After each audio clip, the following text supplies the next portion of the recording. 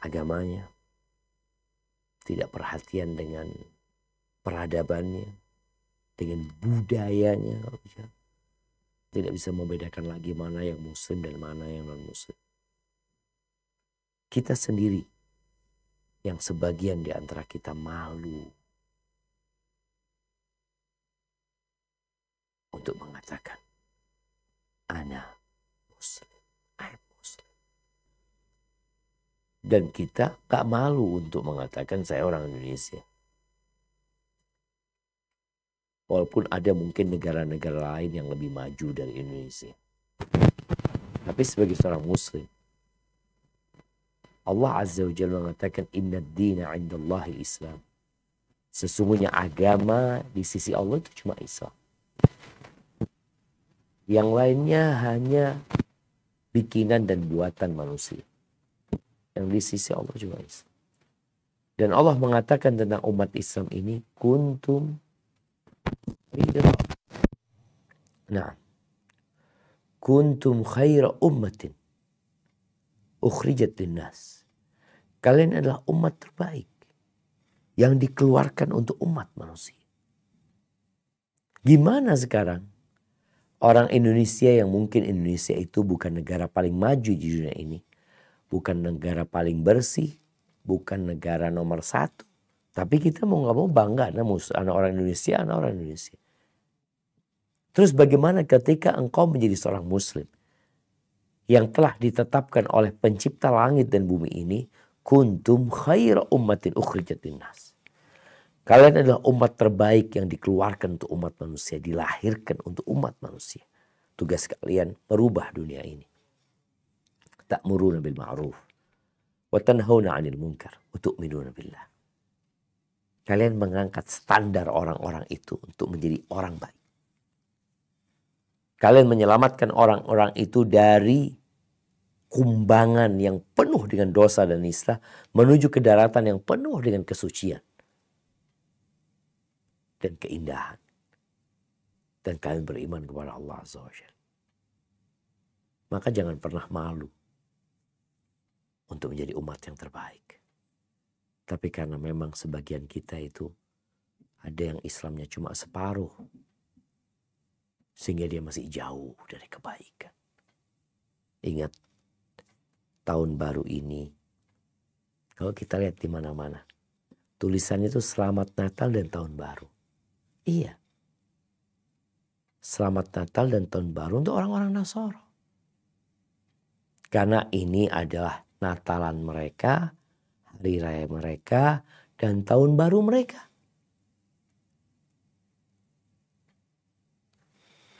Kita ini perlu menjadi orang Islam yang moderat. Yang gak berlebih dan gak kurang. Di tengah. Apa standarnya? Iya, standarnya. Kalau di Indonesia bicara standar orang itu baik, orang yang ikut aturan. Yang dia bekerja sesuai dengan undang-undang. Seperti itu. Dan menjadi muslim yang baik itu yang sesuai aturan. Aturannya mana? Qala Allah, qala Rasul. Allah sudah turunkan Al-Quran sebagai pedoman hidup mereka.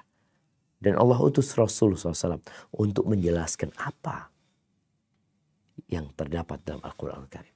Makanya kita lihat, kita sekarang masuk kepada pembahasan tentang sirah nabawiyah. Kita ini sedang belajar tentang identitas kita. Karena kalau bicara identitas, maka kita akan bicara sebuah keyakinan yang kita miliki. Kita akan bicara sejarah kita. Nah, kita akan bicara bahasa yang digunakan. Makanya kalau kita lihat di mana-mana identitas itu selalu bahasa nomor 1 negara ini apa?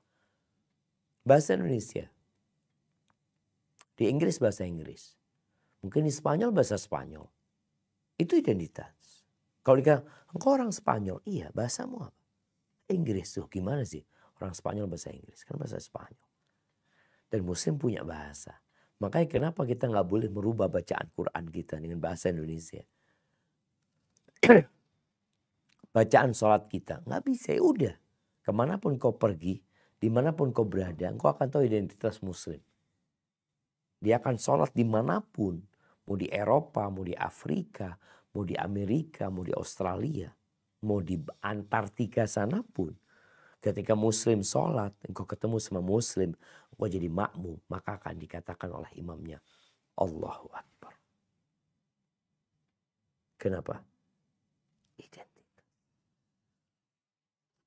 Jadi keyakinan, sejarah, bahasa, dan bumi. Muslim tanahnya mana? Di mana tanahnya orang Islam itu? Innal arda lillah.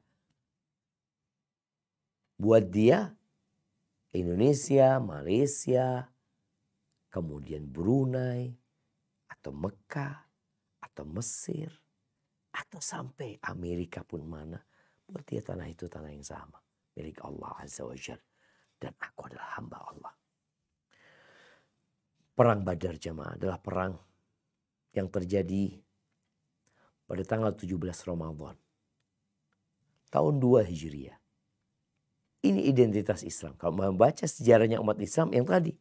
Kita akan temukan tahun 2 Hijriah, 5 Hijriah, kapan meninggalnya Nabi SAW. Tahun 11 Hijriah, kapan Khalifah Abu Bakar menjadi Khalifah. Setelah meninggalnya Nabi SAW tahun 11 Hijriah. Tepatnya pada hari Senin, tanggal 11 Rabiul Awal. Kapan Abu Bakar meninggal dunia. Kita akan ketemu dengan tanggalan-tanggalan Hijriah. Karena itu identitas. Makanya orang itu semua ingin kalender mereka dipakai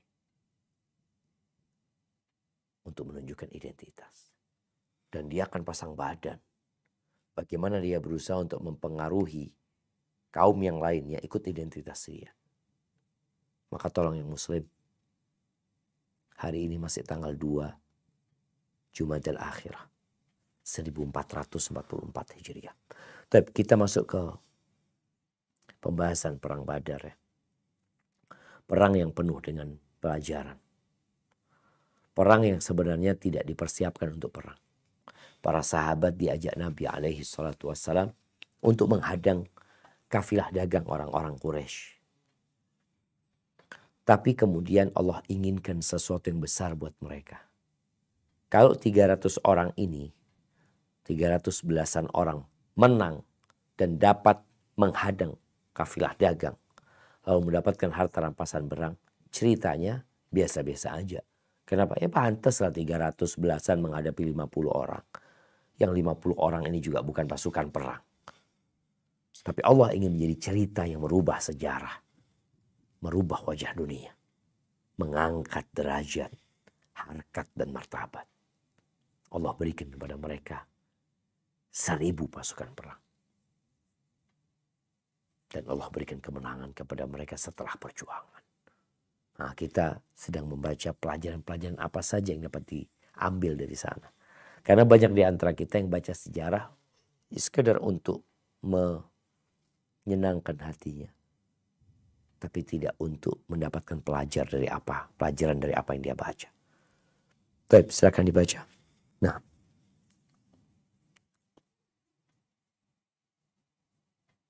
Petik dari peristiwa Perang Badar Kubro yang ke-8, Rasulullah Shallallahu Alaihi Wasallam dan Abu Bakar radhiyallahu anhu menuju ke suatu tempat di dekat Badar sampai keduanya berhenti dan bertanya kepada seseorang yang sudah tua. Tetapi orang tersebut enggan menjawab, kecuali jika keduanya memberitahukan identitasnya. Rasul Shallallahu Alaihi Wasallam pun berjanji akan memberitahukannya. Lalu orang itu memberitahukan apa yang diketahui tentang kelompok Quraisy dan pasukan beliau. Ketika orang tersebut menanyakan identitas keduanya, lalu Rasulullah menjawab, kami dari ma atau air. Jawaban ini tidak mengindikasikan pada suatu tertentu. Selain itu, maksud dari jawaban beliau tersebut adalah memang benar adanya, bahwa segala yang hidup adalah tercipta dari air. Beliau telah menjawab dengan jawaban benar, dan itu adalah cara bagi seseorang muslim untuk menghindari kebohongan pada posisi terdesak. Barakallahu fikum. Nah, jawaban yang diplomatis. Jawaban yang multi tafsir untuk menghindari kebohongan. Karena ada pertanyaan-pertanyaan yang terkadang nggak perlu dijawab. Ada pertanyaan-pertanyaan yang kadang-kadang kita terpaksa untuk menjawab, tapi gimana jawabannya? Ya biar dia sendiri yang menafsirkan. Contoh di Jakarta, Jabotabek nih ya. Di sana banyak rawa. Di sana banyak pondok. Jadi ada orang tanya, antum dari mana? Dari pondok. Oh, pondok mana? Ada pondok bambu, ada pondok pinang, ada pondok kopi. Ya udah pondok aja. Yang penting kan Anda udah jawab, Anda nggak bohongan dari pondok. Ketika dari rawa, ya rawa mana? Ada rawa macam-macam lah seperti itu. Jadi tatkala kita dalam kondisi terdesak, makanya Rasul SAW menyebutkan bahwasanya bohong itu boleh di 3 hal, 3 kondisi.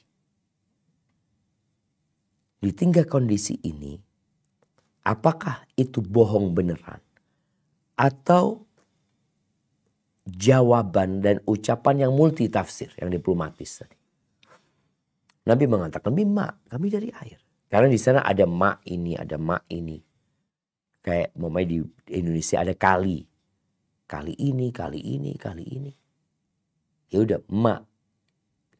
Badar itu namanya ma. Teman-teman di situ ada sumur yang badar. Maka Nabi mengatakan dari ma. Akhirnya orang itu mengatakan, ma yang mana gitu kan, banyak ma.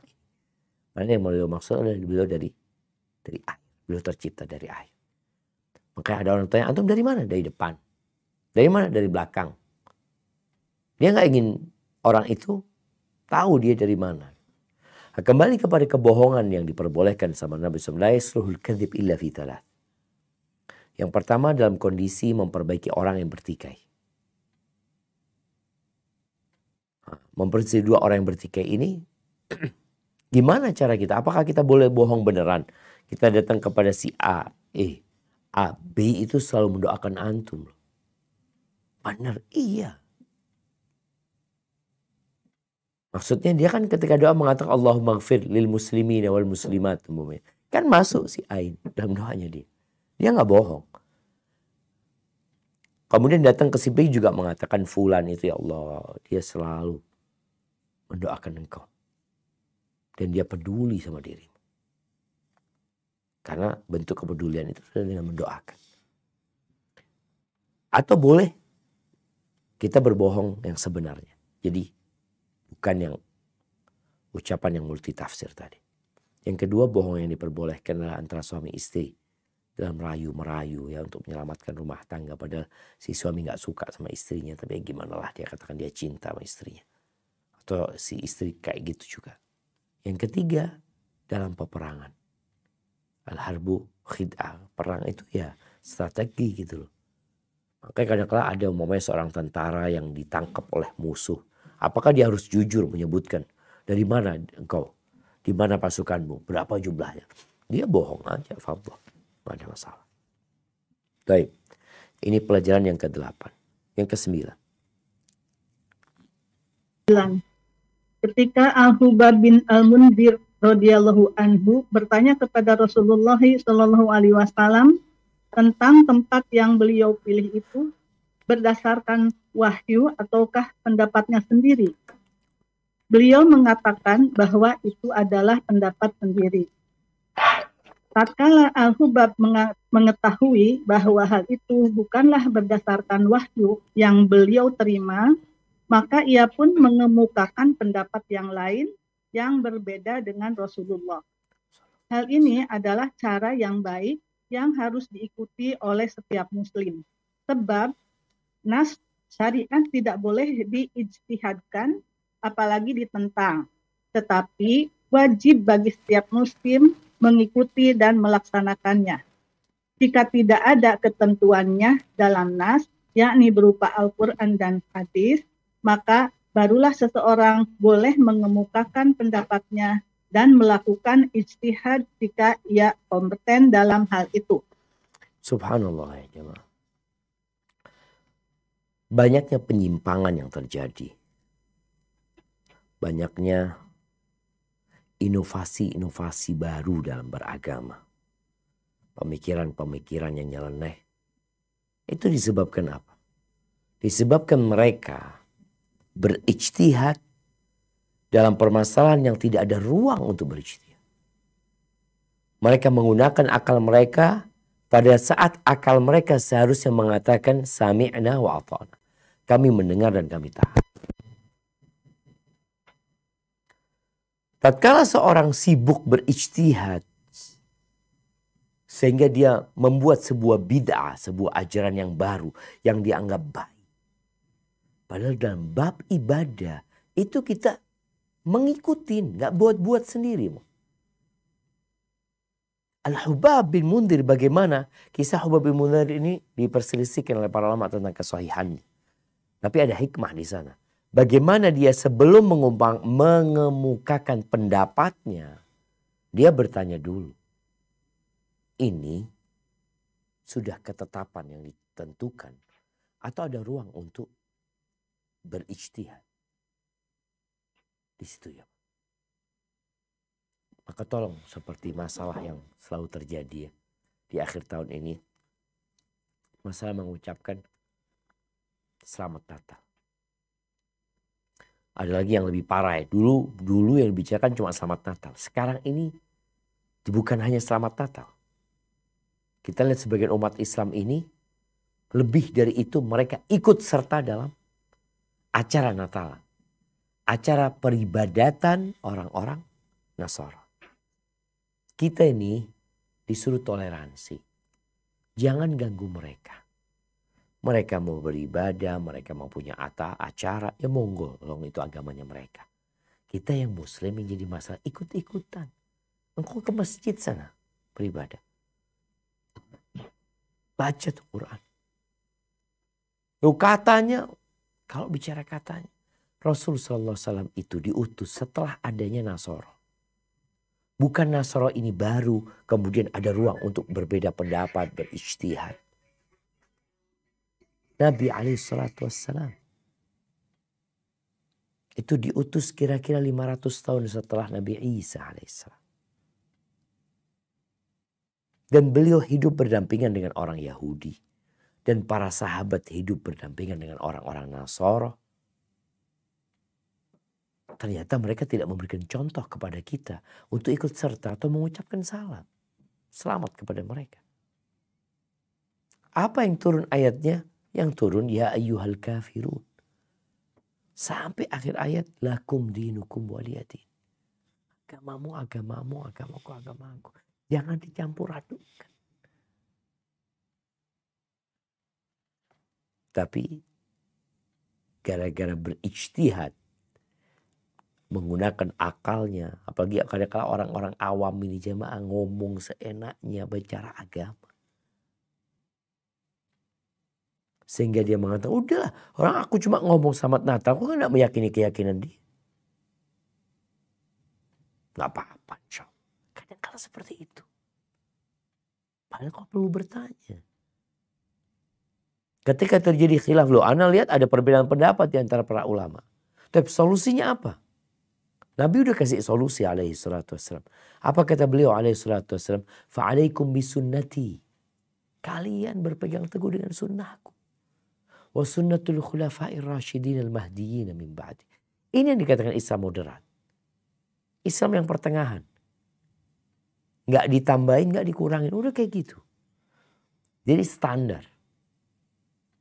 Ada yang dikurangin jadi rusak. Ditambahin jadi nggak asli. Mudah beragama itu jamaah. Jangan merepotkan diri kita. Karena aturan yang sudah ada, tinggal diikuti. Di sini perbedaannya antara aturan-aturan agama. Kalau kadang-kala aturan yang dibuat oleh manusia itu ada revisi, ada kumpul kembali, udah nggak relevan, ya pantas karena bikinan manusia. Yang dibikin di zaman Belanda dipraktekkan sekarang ya nggak pas lah. Tapi Al-Quran ini wahyu yang diturunkan oleh pencipta. Yang dijadikan penutup semua kitab yang sebelumnya. Dan Nabi Muhammad SAW khatamun nabiyyin. Nggak ada lagi nabi setelah beliau. Jadi yang ada aturan ini harus diikuti dan dijalan. Maka kita lihat bagaimana adab seorang sahabat ya. Adab dia. Ketika ada ruang untuk berpendapat, baru dia berpendapat. Kalau wahyu ya enggak sudah. Diikutin. Karena tugas kita adalah ati'ullah wa ati'ur rasul. Taat sama Allah, taat sama Rasul. Tapi dalam kondisi yang memang di situ Rasul berijtihad, ada ruang untuk berijtihad, memberikan pendapat. Akhirnya Hubab baru memberanikan diri menyampaikan pendapat dia. Baik. Yang ke-10. Rasulullah Shallallahu Alaihi Wasallam menerima pendapat Al-Hubab yang beliau isyaratkan dengan perkataannya, engkau telah memberikan pendapat yang tepat. Hal tersebut mengajarkan kita kepada kebenaran dan tidak mengapa bagi seorang muslim meninggalkan pendapatnya untuk mengambil pendapat yang lain jika memang itu lebih benar.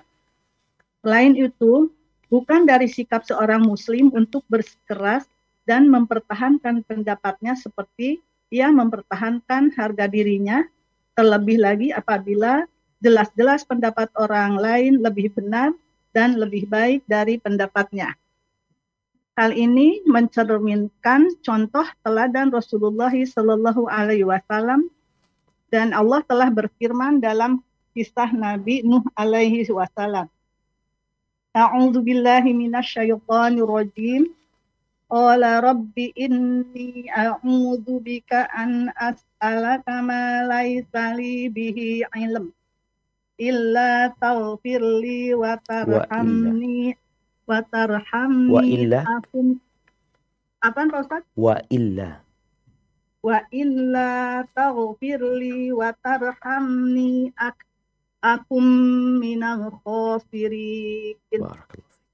Nuh berkata, ya Tuhanku, sesungguhnya aku berlindung kepadamu untuk memohon kepadamu sesuatu yang aku tidak mengetahui hakikatnya.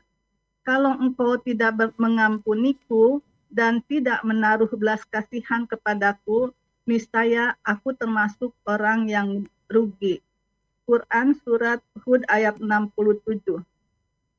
Ayat ini menunjukkan bentuk penyerahan Nabi Nuh alaihi salam terhadap keputusan Allah dan ia pun memohon ampunan kepadanya. Imam Al-Aini rahimahullah berkata mengenai ayat di atas bahwa kembali kepada kebenaran termasuk dalam kesempurnaan agama. Barakallahu fikum. Ahibati fillah. Dalam agama kita ada yang namanya musyawarah. Di Pancasila juga ada tuh musyawarah untuk mencapai mufakat. Tapi tentunya musyawarah ini dalam hal-hal yang tidak ada nas tadi. Tidak ada firman Allah dan sabda Nabi SAW. Ketika ada itu, musyawarah nggak berguna. Gitu. Musyawarah umpamanya kumpul. Gimana khamr ini halal apa haram? Loh Allah sudah mengatakan dalam Al-Quranul Karim. Innamal khamru wal maisiru wal ansabu wal azlamu rijasun min amali syaitan fajtanibu. Lalu musyawarah. Enggak perlu musyawarah. Musyawarah tentang zina ini halal apa haram? Lu haram sudah jelas. Hukumannya juga udah jelas. Cara ditetapkan hukuman udah jelas. Ketika ada ruang untuk musyawarah, maka di situ ada ruang untuk berpendapat. Seorang pemimpin itu diperintahkan untuk musyawarah dengan anak buahnya, dengan orang-orang dekatnya. Dan itu dilakukan oleh Rasul Sallallahu Alaihi Wasallam. Nanti kita ketika membahas tentang perang Uhud, kita akan lihat lagi bagaimana Rasulullah SAW bermusyawarah. Dan Allah mengatakan wa amruhum syura bainahum. Urusan mereka dimusyawarahkan di antara mereka. Taib, dalam mengumumkan pendapat, Anda ini sering hadir dalam musyawarah ya rapat. di kampus kita atau di lembaga yang lainnya untuk mencapai sesuatu yang terbaik. Biasanya yang menjadi ketua itu punya pendapat. Dan anak buah juga punya pendapat. Ini kan sedang mendengarkan pendapat yang mungkin dianggap paling bagus lah. Anggapannya seperti itu. Terkadang menjadi seorang ketua itu berat sekali untuk ikut pendapat orang dan dia meninggalkan pendapat dia sendiri. Karena ketika dia sudah berpikir kayaknya pendapat yang paling bagus gitu. Dia ingin mengemukakan pada rapat tersebut agar semuanya menyetujui. Padahal belum tentu pendapat dia pendapat paling bagus. Likulli ra'sin ra'i. Ani terus terang ketika rapat itu dengar omongan orang-orang yang gak kebayang gitu. Masya Allah ya. Ini orang punya pendapat yang bagus sekali. Ini orang punya pendapat bagus sekali. Nanti di musyawarah itu dipilih pendapat siapa. Ketika pendapat sang ketua, kalau antum menjadi ketua atau kepala, pendapat antum itu dianggap oleh mereka kurang bagus, ya antum terima. Karena tujuannya itu memberikan yang terbaik. Dan setelah musyawarah kelihatan. Kok orang-orang lebih condong dengan pendapat B, padahal dia berpendapat A. Ya udah diikuti. Gengsinya diturunkan. Kalau tujuanmu benar-benar kebaikan. Kalau tujuanmu adalah eksistensi dirimu ya lain. Kau jangan turun dari pendapatmu. Itu kalau tujuannya eksistensi. Tapi kalau tujuannya untuk kebaikan orang, maka tolong ketika ada pendapat yang bagus itu dijalankan. Pentingnya rapat, pentingnya musyawarah. Dan hasil rapat itu adalah pendapat bersama. Sehingga kalau ternyata nanti gagal, nggak ada yang disalahkan. Oh ini gara-gara fulan berpendapat seperti ini. Enggak. Karena hasil dari rapat, hasil dari musyawarah. Ternyata itu salah, ya udah mau gimana lagi. Udah takdirnya Allah, kita udah berusaha semaksimal mungkin. Sehingga semua anggota itu nggak ada yang sakit hati. Karena udah hasilnya hasil bersama. Nggak ada yang ngomong, oh ini gara-gara nggak ikut pendapat Ana. Hikmah yang ke-11. Ketika sebuah tenda atau tandu dibuat untuk memuliakan Rasulullah Shallallahu Alaihi Wasallam, maka Abu Bakar, dia juga pernah bersama Rasulullah di dalam gua. Ibnu Katsir rahimahullah mengatakan ini juga telah menemani beliau di dalam gua. Subhanallah jamaah. Iya. Ketika hijrah yang mendampingi setelah beliau berada di kota Madinah. Beliau sering menyebutkan aku bersama Abu Bakar. Bersama di saat perang. Yang kondisi komandan ini harus dijaga. Karena kalau komandannya mati, itu akan berdampak besar kepada anak buahnya. Semangat mereka yang runtuh. Mereka tidak lagi punya keinginan untuk menyelesaikan peperangan. Dan biasa menghabisi komandannya.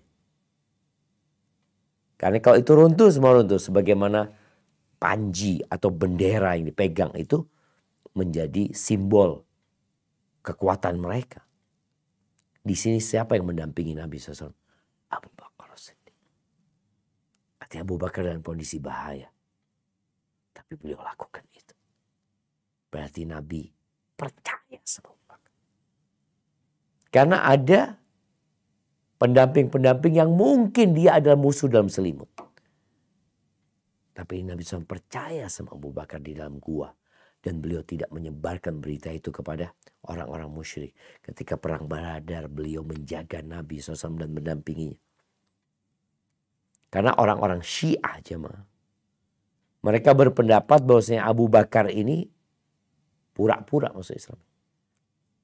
Umar juga seperti itu. Utsman. Mereka adalah orang-orang kafir sebenarnya. Maka mereka akan mencela Abu Bakar, mencela Umar, memaki Utsman. Padahal Allah Jalla Jalla menjadikan Abu Bakar mendampingi Nabi dalam gua dan mendampingi Nabi ketika perang Badar.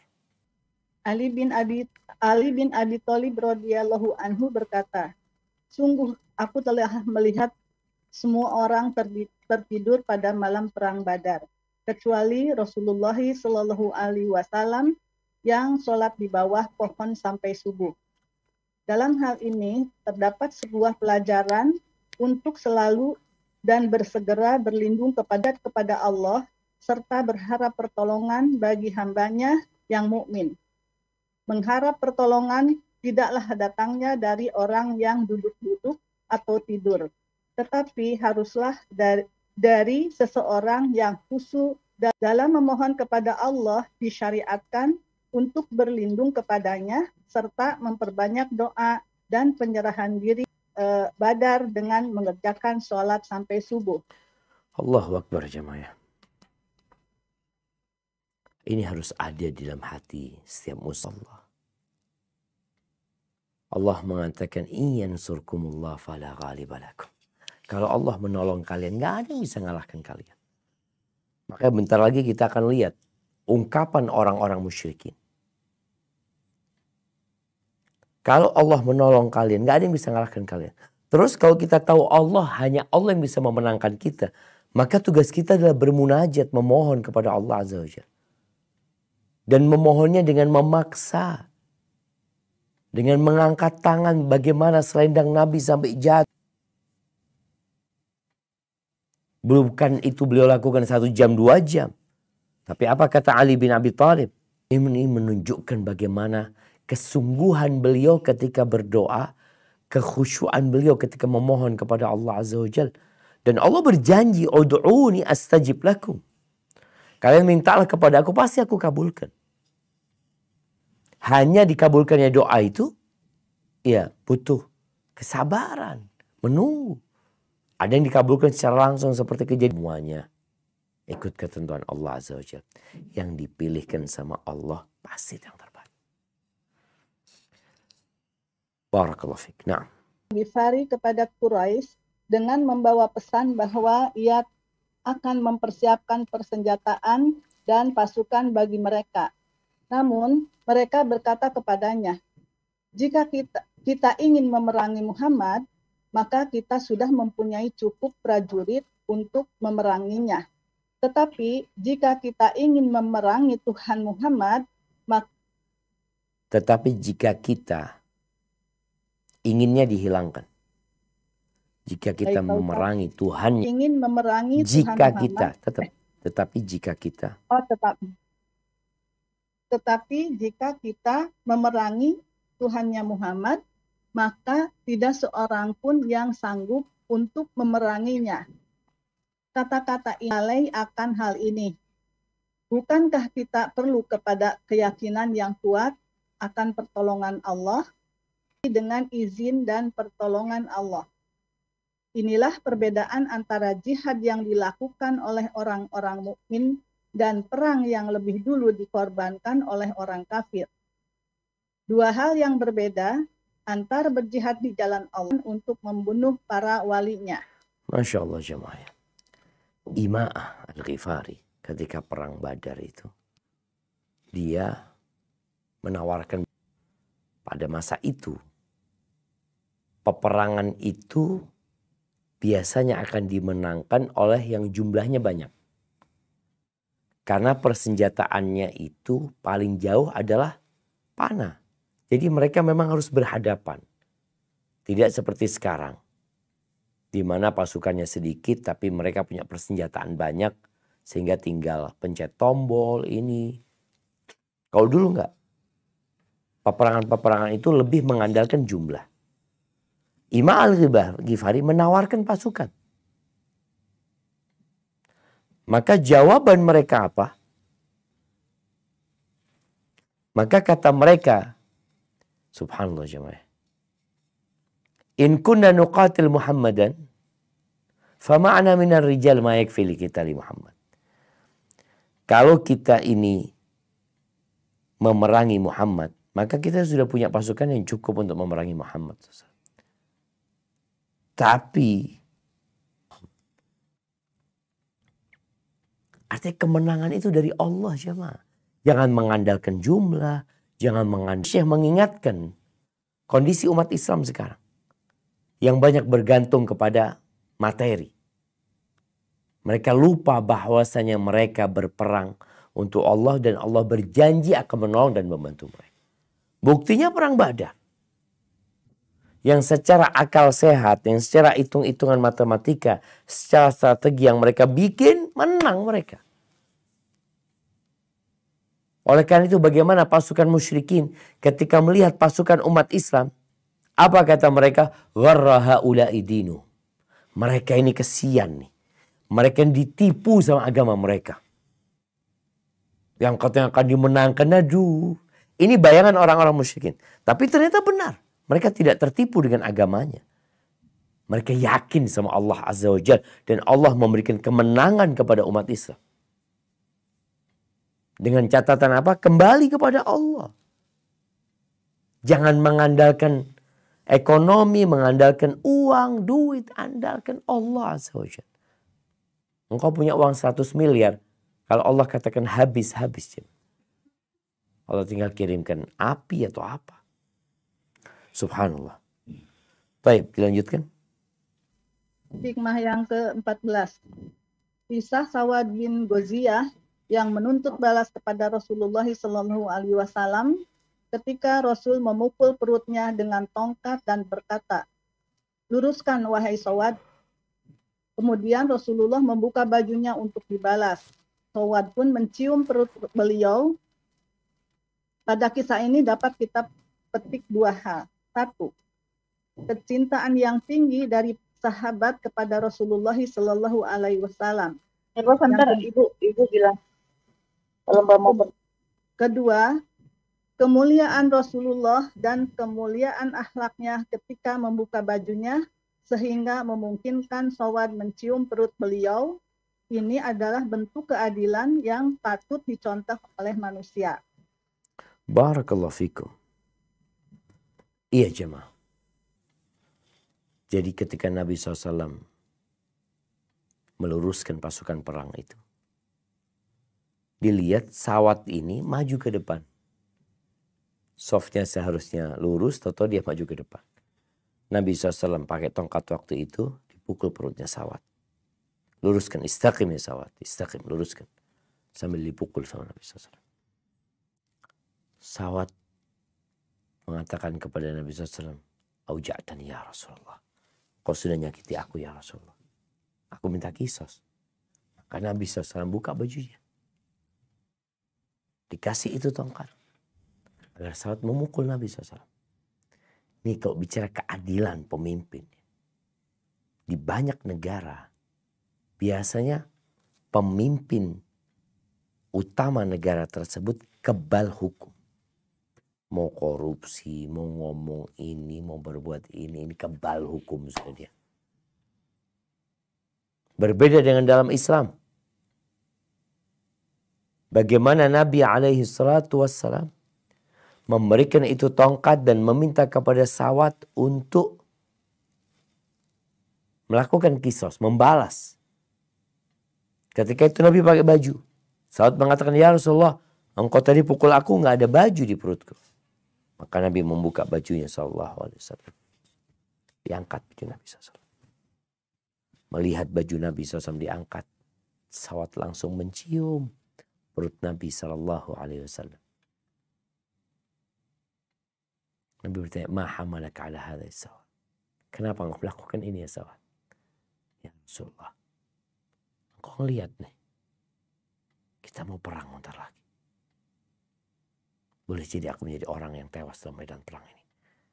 Aku ingin yang terakhir aku lakukan adalah kulitku menempel dengan kulitmu ya Rasulullah. Bagaimana cintanya mereka. Oleh karena itu orang-orang musyrik gitu ya Pak. Bingung. Sebagian mereka nanti ketika cerita Hudaybiyah. Sebagian mereka mengatakan aku ini Umair Suhail bin Amr ya. Dia mengatakan aku ini pernah bertemu dengan Kisra ya. Bertemu dengan kaisar, dengan raja-raja yang ada. Enggak ada yang memuliakan seperti umatnya Muhammad memuliakan Muhammad SAW. Enggak ada. Seperti Nabi SAW. Bagaimana kecintaan sahabat para nabi. Bagaimana kemuliaan Rasul SAW. Beliau membuka bajunya dan membiarkan sahabat untuk membalas pukulan Nabi SAW. Kayaknya sekarang gak ada tuh kayak gitu. Dzakar Rasulullah SAW. Tapi semoga Allah memberikan hidayah kepada umat Islam. Dan menganugerahkan pemimpin-pemimpin yang saleh. Nah, yang ke-15. Hikmah yang ke-15. Keharusan berdoa dan memperbanyak munajat kepada Allah, terutama dalam situasi genting. Kebanyakan orang lupa dan lalai berdoa karena kesibukannya mengejar hal-hal yang bersifat duniawi. Sebab doa merupakan senjata orang mukmin yang dituntut untuk selalu melakukannya dalam setiap situasi dan kondisi. Barakallahu fikum ya. Di sini ada yang kurang jamaah. Di 15 ini. Iya Pak. Mungkin ditambahkan nanti. Berdoanya Rasul SAW memperbanyak munajat kepada Allah. Ya. Terutama dalam kondisi genting. Baik. Bentar. Kemudian di sini ditambahkan dalam kondisi genting sehingga selendang beliau terjatuh.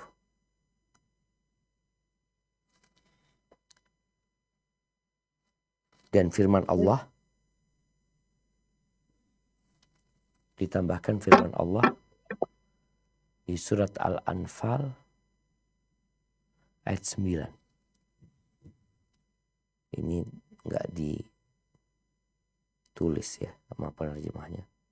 Al-Anfal ayat 9. Mungkin bisa disiapin ayatnya untuk dibaca. Enggak. Surat Al-Anfal ayat 9. Nah. Baik Pak Ustaz.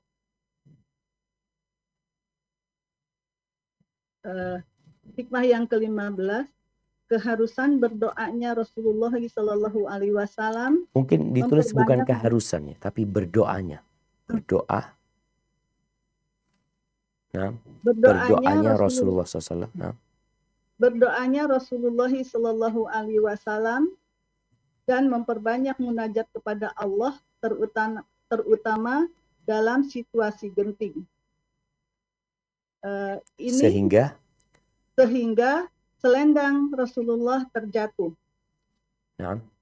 Baru suratnya ya Pak Ustaz. Iya, dan firman Allah Azza wa Jalla. Dan firman Allah Azza wa Jalla dalam surat Al-Anfal ayat 9. A'udzubillahi minasyaitonirrajim. Idh tastaghithuna rabbakum fastajaba lakum umiddukum bi'alfim minal malaikati murdifin. Ingatlah ketika kamu memohon pertolongan kepada Tuhanmu, lalu diperkenankannya bagimu, sungguh aku akan mendatangkan bala bantuan kepadamu dengan 1000 malaikat yang datang berturut-turut. Nah, kemudian ditambahkan lagi di dalam ayat ini, dalam ayat disyariatkannya berdoa dan memperbanyak. Dalam ayat ini disyariatkannya untuk berdoa kepada Allah dan memperbanyak memperbanyak munajat kepada Allah, terutama dalam situasi genting. Iya. Begitu Pak Ustaz. Iya. Jazakumullah khair. Di sini jamaah disebutkan bahwasanya kebanyakan orang itu lupa. Mereka lebih sibuk dengan faktor-faktor duniawi. Contoh yang paling mudah dijumpai. Kerja. Kita disuruh kerja, oke, untuk mencari rezeki. Tapi berapa persen sih seharusnya doa kerja dan berapa persen doa. Kita ngeliat ada orang bekerja tapi nggak kaya-kaya, tetap miskin. Ada orang yang kerjanya dikit tapi dia kaya. Kerjanya nggak pernah keluar keringat, nggak pernah jauh dari keluarga. Ini sebagian orang kerjanya keringetan, capek, lelah. Ditambah lagi harus meninggalkan negerinya. Tinggal di negeri orang. Tapi rezekinya tetap. Maka di sini disebutkan banyak orang yang lupa dengan doa dan dia sibuk dengan sebab-sebab materi. Sebab-sebab materi. Tadi pekerjaan lah ngomongnya contohnya. Padahal doa itu senjata orang mukmin. Di sini disebutkan. Dan dia diminta untuk berdoa dalam setiap kondisi dan situasi. Meminta kepada Allah dalam semua urusan. Yang kecil, yang remeh. Apalagi urusan-urusan yang besar. Maka anak sakit. Anak sakit nih. Orang langsung berpikir dokter nih. Lu tunggu dulu, iya ke dokter. Tapi ingat lu, dokter tuh gak nyembuhkan. Oh beli obat, iya. Beli obat gak apa-apa. Tapi ingat obat itu tidak menyembuhkan. Makanya kenapa rumah sakit itu penuh? Karena dokter gak bisa nyembuhin. Kenapa harus ngamal semalam, 2 malam, 3 malam, sepekan. Sekali lagi dokter gak nyembuhkan. Obat tidak menyembuhkan. Cuma ngobatin, yang nyembuhkan siapa? Allah Azza wa Jalla. Ini pelajaran buat kita semua. Nabi SAW tahu dengan jumlah pasukan yang sedikit. Iya, tapi tetap beliau berusaha bagaimana pasukan itu mendapatkan pertolongan dari Allah Azza wa Jalla. Dan Allah kirim berapa jemaah? Allah kirim berapa pasukan dari langit? Di ayat yang tadi kita baca. Bi-alfin minal malaikati murdifin. 1000 malaikat. Allah itu ala kulli syai'in qadir. Artinya sesuatu yang mustahil. Sesuatu yang tidak mungkin. Dalam perhitungan manusia. Bagi Allah nggak ada yang nggak mungkin. Dan kita sudah lihat. Barakallahu fiik. Baik, lanjutkan. Hikmah yang ke-16. Keutamaan berjihad dan berperang di jalan Allah. Rasulullah Shallallahu Alaihi Wasallam bersabda, bersegeralah kamu kepada surga yang luasnya seluas langit dan bumi. Pengaruh dari sabda beliau tersebut terlihat pada Umar bin Al-Hammam radhiyallahu anhu. Oh, Umar bin Humam ya. Umar Hammam. Humam. Umar bin Al-Hammam. Umar bin Al-Humam. Oh, afwan. Pengaruh dari sabda beliau tersebut terlihat pada Umair bin Al-Hammam radhiyallahu anhu. Apaan Pak Ustaz? Umair bin Al-Humam. Hu. Humam. Al-Hum. Oh, maaf, salah cetak. Nah, ini salah cetak. Pengaruh dari sabda beliau tersebut terlihat pada Umair bin Al-Hammam radhiyallahu anhu. Al-Humam. Al-Humar. Humam, hu. Pakai u, diganti u, hanya diganti u. Ada yang mana Ustaz? Terlihat pada iya. Umair bin Al-Humam. Bukan Hammam tapi Humam. Baik. Pengaruh dari sabda beliau tersebut terlihat pada Umair bin Al-Humam radhiyallahu anhu.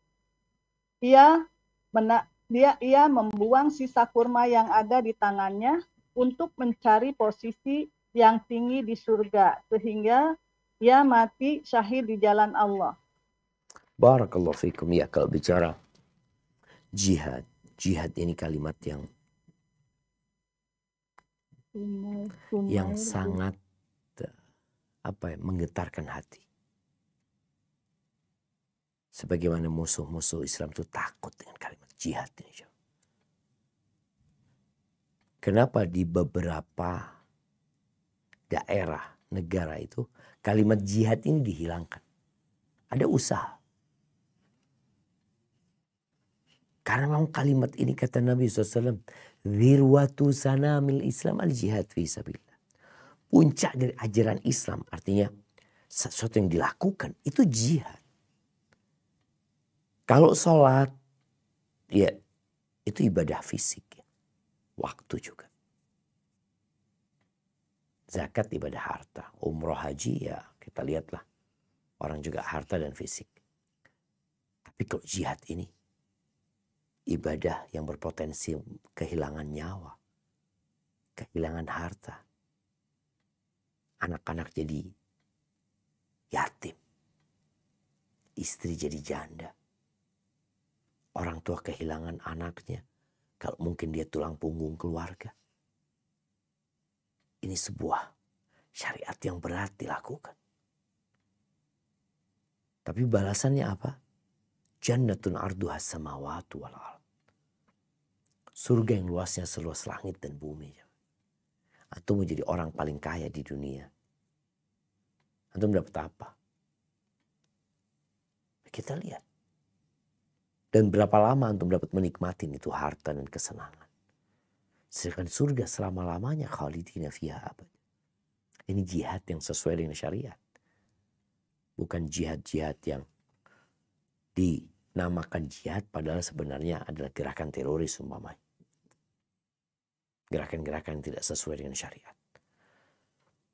Dan Umair benar-benar meninggalkan dunia. Orang kalau sudah pikirannya jihad yang benar jamaah, ya Allah jamaah. Dunia ini dan isinya itu tidak lebih dari satu sayap nyamuk. Bayangin ya, ana subhanallah tadi malam sholat isya, sholat maghrib ana di masjid. Ana itu bunuh nyamuk. Karena ada banyak nyamuk, ana bunuh. Ya Allah ya, ana lihat tuh nyamuk ya. Nyamuk itu kecil ya. Dunia dan isinya ini jamaah. Tidak lebih dari sayapnya, bukan nyamuknya, satu sayap nyamuk. Nggak senilai itu di sisi Allah Azza wa Jalla. Maka pantas ketika Umar melemparkan sisa kurma yang hendak dia makan itu. Demi untuk bersegera menyelesaikan kehidupan ini. Berperang menegakkan kalimat Allah. Kemudian dia tewas. Barakallahu fiik. Hikmah yang ke-17. Rasulullah melarang untuk membunuh pasukan dari Bani Hashim. Sebagaimana Rasulullah melarang untuk membunuh Al-Bakhtari bin Hashim. Karena membunuh Abu Al-Bakhtari. Abu. Tambahin Abu. Baik Pak Ustadz.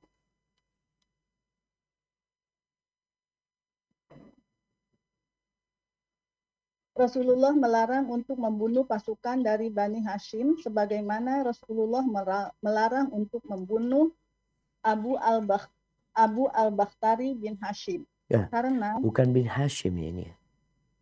Abu Bin Al-Bakhtari bin Hisham. Hisham ya Pak? Iya, Abu Al-Bakhtari bin Hisham. Hisham. Sebagaimana Rasulullah melarang untuk membunuh Abu Al-Bakhtari bin Hisham. Ya. Karena mereka dipaksa untuk berperang. Sementara mereka sudah beriman, tetapi masih menyembunyikan keimanannya. Selama itu mereka termasuk orang-orang yang membela Nabi ketika di Mekah. Hal ini menggambarkan kepada kita tentang suatu sikap untuk selalu menjaga dan membina silaturahmi serta memenuhi hak-hak sahabatnya. Selain itu, ia merupakan metode pembelajaran yang diajarkan oleh Rasulullah yang seharusnya tercermin dalam keseharian seorang muslim. Barakallahu fiikum. Tapi di sini ada beberapa yang perlu ditambahkan ya. Baik, Pak Ustadz. Di sini disebutkan sementara karena Banu Hashim. Mereka yang dimaksud adalah karena Bani Hashim. Dipaksa untuk berperang. Sementara mereka sudah beriman. Tetapi mereka masih menyembunyikan keimanannya. Taib. Kemudian Ditambahkan lagi wadakhalu ma'ahu syi'ib. Dan mereka ditambah memenuhi. Dan mereka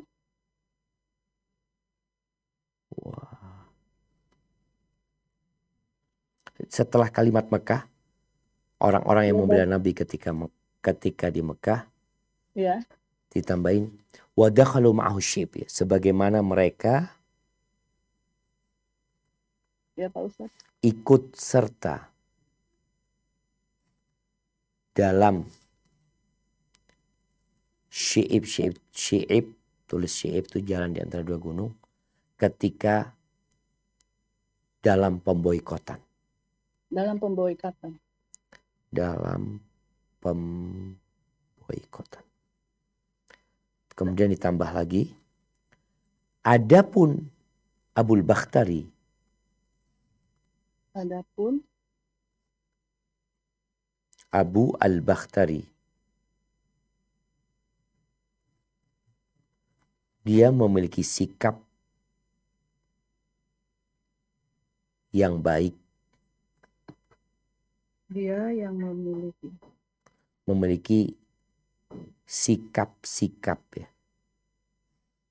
memiliki sikap-sikap yang baik, di antaranya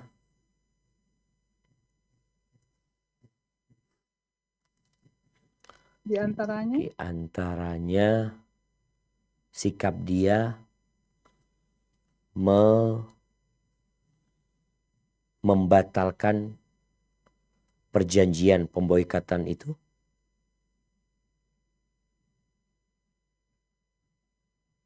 dan mengeluarkan Bani Hashim dari Syi'ib.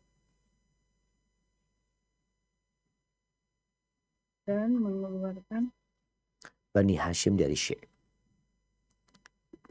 Ini ada banyak yang tidak diterjemahkan ya oleh penerjemahnya, mungkin kelewat. Baik. Ahibati fillah. Bani Hashim di antaranya paman Nabi Al-Abbas itu ikut dalam peperangan. Padahal Abbas ini memang ada dua riwayat. Apakah dia Abbas sudah masuk Islam tapi menyembunyikan keislamannya, atau dia belum masuk Islam tapi dia termasuk orang yang membela Nabi SAW. Semua informasi tentang pergerakan orang Mekah itu Abbas ini yang kirim surat ke Nabi SAW. Dan Bani Hashim ketika mau pulang dari perang Badar itu ditahan sama Abu Jahal. Kalian gak boleh pulang. Kalian harus ikut perang. Karena kondisi mereka dipaksa, maka Rasulullah SAW mengatakan jangan dibunuh satupun dari Bani Hashim. Tapi yang kedua Abul Bakhtari. Abul Bakhtari ini termasuk tokoh di kota Mekah. Di mana Nabi SAW berpesan jangan dibunuh dia. Karena dia ini orang sama juga, dia datang dalam kondisi terpaksa. Dan dia juga punya peran penting di kota Mekah dalam membatalkan Sahifah, itu perjanjian orang-orang Quraisy untuk memboikot Nabi SAW. Abul Bakhtari termasuk yang berusaha untuk menghancurkan perjanjian tersebut. Dan itu dilakukan sama beliau. Di sini kita lihat bagaimana Nabi SAW membalas budi baik orang lain. Walaupun orang itu orang kafir. Dan seorang mukmin jangan pernah lupa dengan kebaikan orang lain. Nabi SAW mengatakan man sana'a ilaikum ma'rufan. Siapa saja yang berbuat baik kepada kalian, kasih balasan dia. Balas. Dan Nabi mau membalas kebaikan mereka. Dan alhamdulillah paman Nabi tidak terbunuh dan dari Bani Hashim tidak terbunuh walaupun mereka menjadi tawanan perang nantinya. Dan adapun Abul Bakhtari dibunuh. Kenapa? Karena Abul Bakhtari ini dia bersama satu kawannya. Para sahabat ketika menangkap Abul Bakhtari, dia katakan, Abul Bakhtari kita dikasih tahu Nabi gak boleh bunuh engkau. Kalau ini gak ada perjanjian sama Nabi SAW. Abul Bakhtari gak mau, akhirnya dia tetap perang dan dia terbunuh akhirnya. Sallallahu ala nabi wasallam. Baik, harusnya kita cukupkan di sini pelajaran dari perang Badar ini. Kalau sudah ada pertanyaan, mungkin kita berpindah kepada menjawab pertanyaan yang ada. Tafadhal. Nah, Pak Ustadz, jazakumullahu khairan atas ilmunya yang telah disampaikan kepada kami. Selanjutnya sesi tanya jawab, pertanyaan yang sudah masuk mengenai kewajiban memenuhi azan. Apakah mendatangi masjid bagi laki-laki saat mendengar azan, walaupun lewat pengeras suara tetap wajib dilakukan? Dan apabila sedang dalam perjalanan, baik safar maupun mukim, lalu terdengar azan, apakah tetap wajib berhenti untuk sholat berjamaah di masjid, atau apakah boleh ditunda sampai Yang azan itu lewat pengeras suara. Rasul Shallallahu Alaihi Wasallam ketika memberikan dispensasi kepada seorang sahabat yang bernama Ibn Ummi Maktum radhiyallahu taala anhu. Dia orang buta. Maka karena dia juga nggak punya pendamping yang bisa selalu ada sama dia, akhirnya dikasih dispensasi sama Nabi SAW. Ketika dia beranjak pergi dari majlis Nabi SAW, Nabi bertanya kepadanya, alaihi salatu wassalam, atasma'un nida, engkau dengar nggak suara panggilan? Dengar. Fajib. Kata Nabi, engkau datangin. Di sini para ulama menyebutkan adalah panggilan yang tidak dengan pengeras suara. Tapi dulu Bilal itu kalau adzan di tempat yang tinggi, sehingga suaranya agak jauh terdengar gitu. Bukan di dalam masjid. Soalnya kalau di dalam masjid, masjidnya tertutup ya suaranya nggak akan keluar ya. Seperti kita adzan dalam ruangan ya suaranya cuma ada di ruangan tersebut. Makanya Bilal bin Rabah ketika adzan itu dia di atas. Cari tempat yang tinggi, di rumahnya siapa gitu dia adzan. Maka diperkirakan yang suara muadzin itu kalau dari atas masjid dia adzan, maka akan terdengar itu yang dijawab. Yang jadi wajib buat dia menjawabnya yang itu. Soalnya kalau adzan pakai pengeras suara, 5 salonnya, atau juga tergantung kondisi yang ada. Jadi yang wajib itu yang dengar adzan tanpa pengeras suara tapi dari atas masjid tentunya. Jadi jaraknya lumayan jauh. Bagaimana dengan seorang musafir? Kalau namanya musafir ini ada banyak dispensasi buat dia. Sholat Jumat pun dia nggak wajib. Maka bagi dia boleh dia tidak sholat di masjid. Ketika di dalam perjalanan dia dengar azan, dia mungkin mau jamak sholatnya karena dia punya rukhsah itu maka nggak masalah. Dia mau nanti mau dijamak, dia dengar azan duhur, dia punya niat enggak aku mau jamak sama asar, ya silahkan dia jamak sama asar. Karena ada dispensasi buat dia. Ini buat musafir. Kemudian bagi orang yang nggak musafir, dia dalam kota, dia dengar azan, udah masuk waktu sholat ya. Tapi dia, enggak lah aku nanti mau sholat di depan, di masjid yang di depan. Ya enggak apa-apa. Dia tetap berusaha untuk sholat berjamaah ketika dia waktunya udah nyampe di tempat tujuan. Ini yang bukan musafir ya. Tapi kalau musafir tadi ada dispensasi memang buat dia. Hadza wallahu a'lam bissawab. Nah, Ustadz, jazakumullahu khairan atas jawabannya. Pertanyaan berikutnya, Ahsanallahu ilaikum Ustadz, Afwan izin bertanya di luar tema. Saya menggunting huruf-huruf dari nama Allah dan nama Nabi di sebuah kertas karena saya akan membuang kertas tersebut. Di kertas tersebut ada nama suami saya juga Ustadz, dan saya pun menggunting huruf-huruf dari nama suami saya. Apakah saya telah syirik Ustadz karena menggunting nama suami saya, padahal yang disyariatkan hanya nama Allah dan Nabi-Nya? Saya merasa was-was, jangan-jangan niat saya tadi seperti itu, tetapi jika ditanya sekarang rasanya tidak mungkin saya menyamakan Ustadz. Apa yang harus saya lakukan Ustadz? Saya takut telah terjatuh kepada kekufuran. Subhanallah jemaah. Ya. Nabi Ibrahim itu berdoa. Ujunubni wa bani an na'budal asnam. Ya Allah, hindarkan aku dan anak keturunanku dari menyembah berhala-berhala. Rabbi innahunna adlalna katsiran minan nas. Wahai Tuhanku, mereka itu banyak menyesatkan umat manusia. Bayangin ya, di dunia ini ada berapa juta orang yang menyembah Nabi Isa alaihissalam. Dianggap anak Tuhan. Berapa juta pula yang menyembah patung-patung dan berhala. Berapa banyak yang menyembah mentari mungkin. Jadi dari 8 miliar jumlah penduduk bumi ini, Kira-kira 1,7 yang muslim. Sisanya. Kembali kepada pertanyaan. Semoga yang bertanya dikasih kekuatan untuk istiqamah di atas agama Allah ini.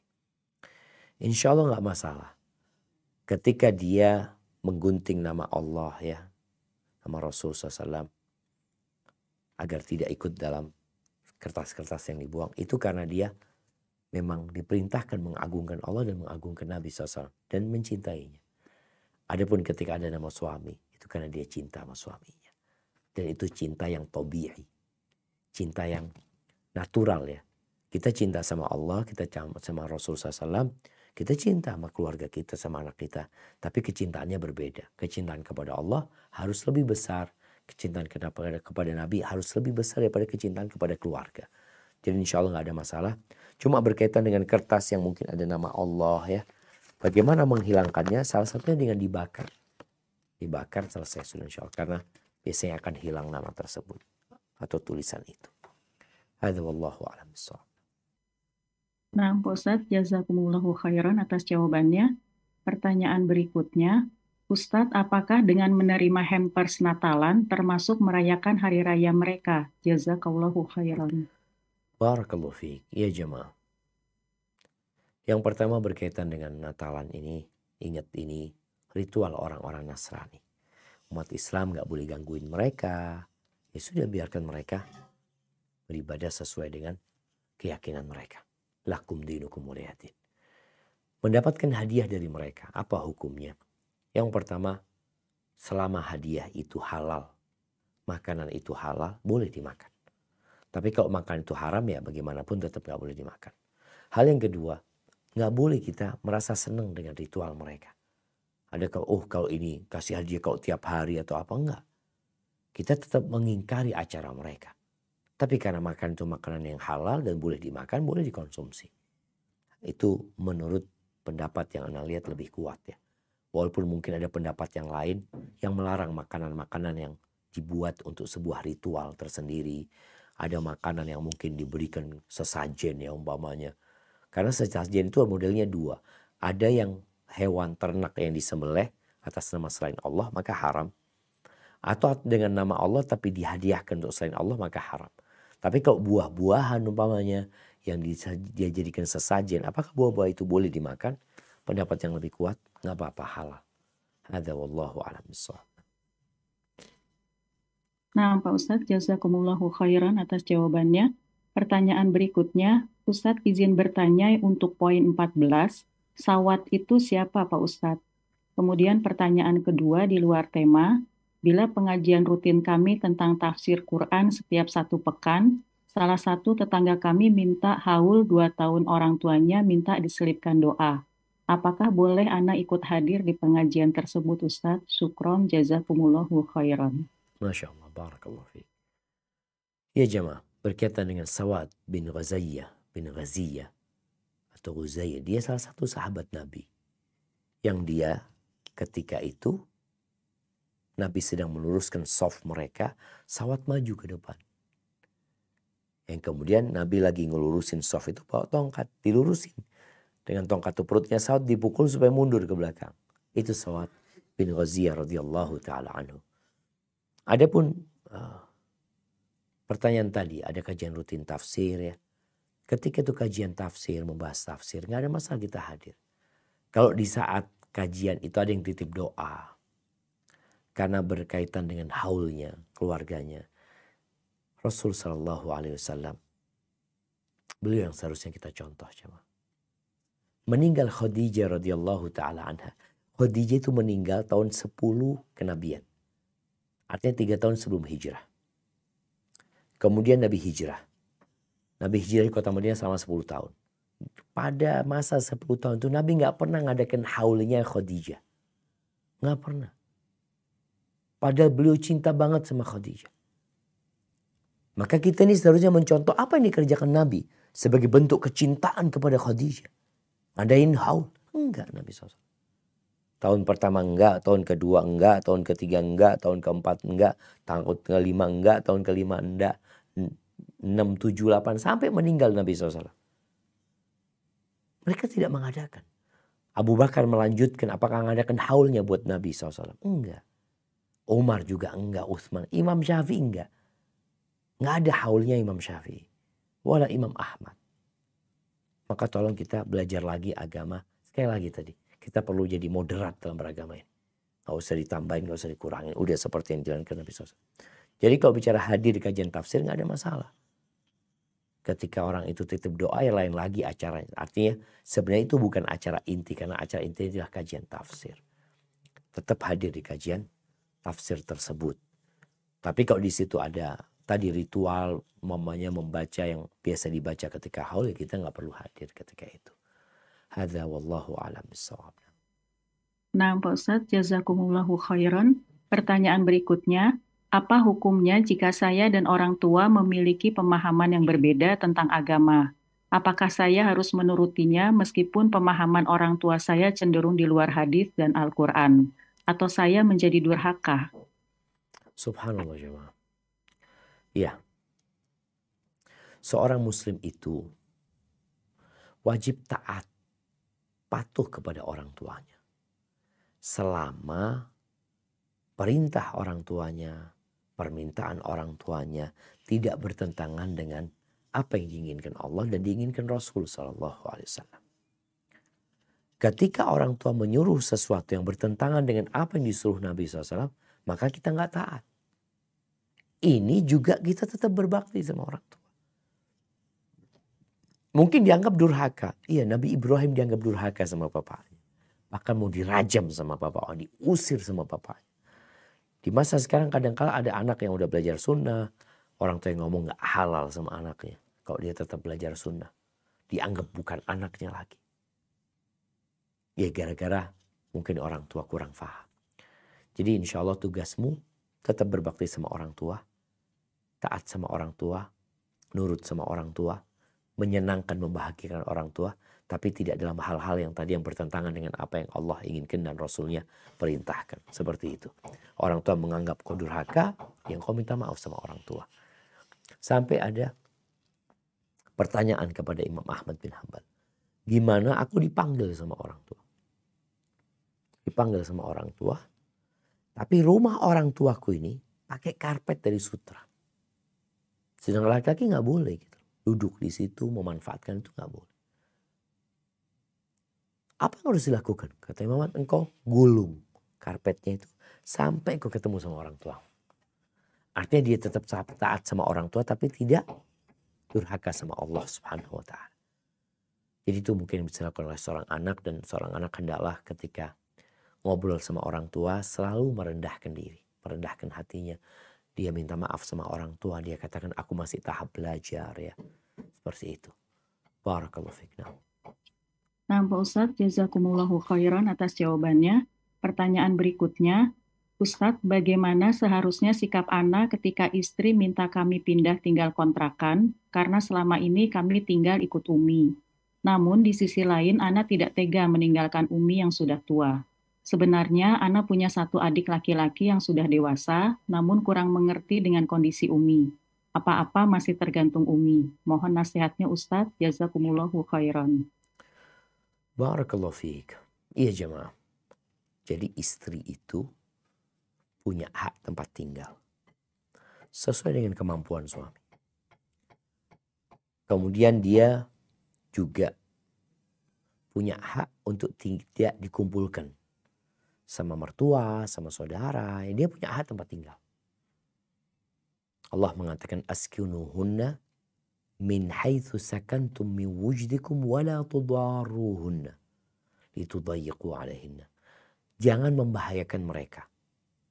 Soalnya kalau umpamanya tinggal di rumah bersama Umi, kemudian sering ribut ya, berantem Umi, ya artinya ada gesekan yang menyebabkan kalau suami tetap mau tinggal sama ibunya, mungkin bisa mengkondisikan rumahnya. Ya ada orang yang rumahnya besar sehingga bisa umpamanya bagian depan atau mana disekat kayak atau apa sehingga istri seakan-akan di rumahnya dia. Seperti kos-kosan gitu kan, ada kos-kosan, ada kamar, ada dapur kecil, umpamanya kamar mandi. Jadi seperti di rumahnya dia. Walaupun sebenarnya satu bangunan. Itu menjadi solusi. Sehingga istri tidak terus berinteraksi yang ditakutkan terjadi gesekan. Engkau sebagai anak tetap tinggal di situ sebenarnya. Cuma tadi pintunya beda, dapurnya beda, kamar mandinya berbeda. Itu kalau bisa diusahakan, ana rasa menjadi solusi. Kalau nggak bisa diusahakan, antum tetap harus pindah. Cari tempat adik mungkin tinggal diajarin ya. Bagaimana dia hidup bersama ibu ya. Dan antum tinggal berdekatan, nggak berjauhan. Kemudian yang ketiga, antum perlu berada di tengah.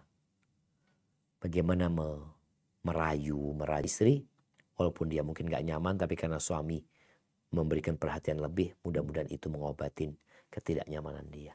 Ini yang bekerja sebagai pasukan kuning atau tukang angkut sampah, yang sudah bertahun-tahun tidak dapat menjalankan puasa Ramadan dengan qadarullah tidak dapat mengqadha puasanya. Apakah yang bersangkutan boleh membayar fidyah saja atau tetap wajib mengqadha? Jazakumullah. Tidak kuat. Itu relatif. Ada banyak tukang-tukang yang merasa gak kuat. Bekerja mereka di bawah terik matahari. Mereka gak puasa. Tapi kadang-kadang ada satu yang puasa. Kerjanya sama mereka, tapi dia puasa. Kenapa? Apakah yang lainnya sakit, dia yang sehat? Enggak, lainnya sehat. Yang lainnya sakit hati. Maka nasihat anak yang pertama, sang suami tetap berusaha untuk puasa. Jadi diniatkan dari malam. Orang itu niatnya. Ketika dia niat, makanan yang dipersiapkan, dia melatih diri. Insya Allah dia kuat ya. Kata haus. Maka katakan kepada suami, ketika nanti di tengah jalan, memang dia sampai umpamanya pukul 12, kalau dia tetap puasa, dia akan jatuh sakit ini. Lain. Dia berbuka ketika itu. Tapi dia sudah berusaha untuk puasa. Besok seperti itu. Dia puasa dari rumahnya. Dia bekerja dalam kondisi puasa. Ketika nanti umpamanya gak mampu. Kalau dia sejak pagi tidak puasa bukan gak mampu, memang tidak puasa. Tapi kalau dia berpuasa, dia tahan ini itu. Tapi kondisinya ada orang yang kadang-kadang udah pusing dia. Kayaknya udah mau pingsan. Hari kedua, hari ketiga. Lama-kelamaan biasa aja. Biasa. Cuma yang jadi masalah orang itu udah gak puasa. Buktinya dia mengatakan dia gak ada libur. Di mana gak ada libur orang kerja? Ahad gak libur dia. Tetap dia wajib berpuasa. Dia tidak bayar fidyah.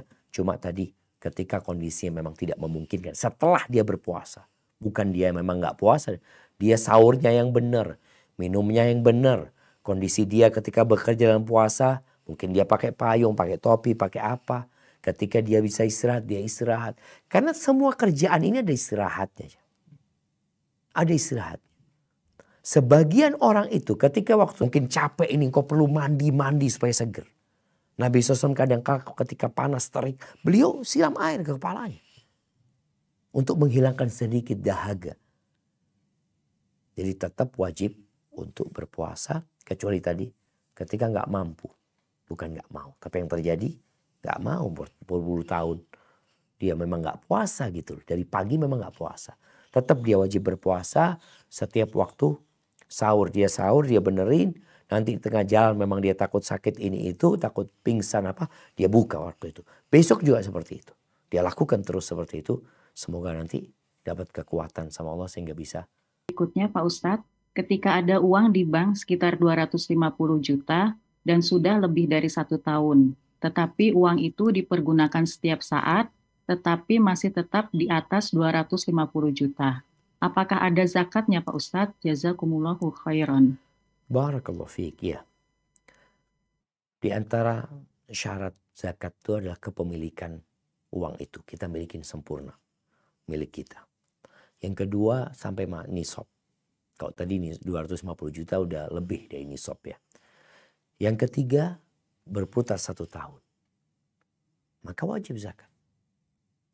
Kalau bicara uang itu dipakai ini untuk itu ya alhamdulillah. Makanya zakat itu ketika uang itu masih sampai nisab. Kalau dipakai uang itu di bawah nisab nggak wajib zakat. Dan ingat zakat ini nggak ngurangin harta. Banyak orang takut hartanya berkurang ketika dikeluarkan zakat.